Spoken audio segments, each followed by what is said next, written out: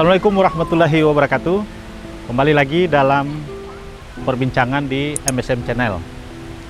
Kali ini saya akan mengomentari topik yang memicu kontroversi akibat dari penggiat media sosial yang seringkali menyalahgunakan istilah atau kalimat yang mengakibatkan adanya kebencian atau menimbulkan keresahan baik individu ataupun kelompok masyarakat. Nah, sebelum saya melanjutkan pembahasan ini, saya akan membacakan pasal 28 ayat 2 dan pasal 45A yang mengatur tentang sanksi bagi penggiat media sosial yang salah dengan sengaja tanpa hak menggunakan kalimat-kalimat dalam status baik di Facebook maupun di Instagram ataupun di media sosial yang lain. Nah, supaya apa? Agar ini menjadi peringatan bagi siapapun penggiat media sosial agar tidak seenaknya menggunakan istilah yang bisa mengakibatkan tindak pidana terhadap dirinya. Saya akan membacakan pasal 28 ayat 2 tentang sanksi bagi penggiat media sosial yang menggunakan istilah-istilah yang mengakibatkan ujaran kebencian. Pasal 28 ayat 2, setiap orang dengan sengaja dan tanpa hak menyebarkan informasi yang ditujukan untuk menimbulkan rasa kebencian dan permusuhan individu dan atau kelompok masyarakat tertentu berdasarkan suku, agama, ras, dan antar golongan itu diancam pidana. Nah, saya akan membacakan ancaman pidananya.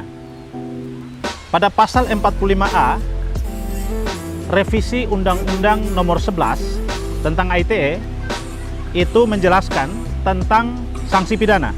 Setiap orang yang dengan sengaja dan tanpa hak menyebarkan informasi yang ditujukan untuk menimbulkan rasa kebencian atau permusuhan individu dan atau kelompok masyarakat tertentu berdasarkan atas suku, agama, ras, dan antar golongan, SARA, sebagaimana dimaksud pada pasal 28 ayat 2, dipidana dengan pidana penjara paling lama 6 tahun dan atau denda paling banyak 1 miliar.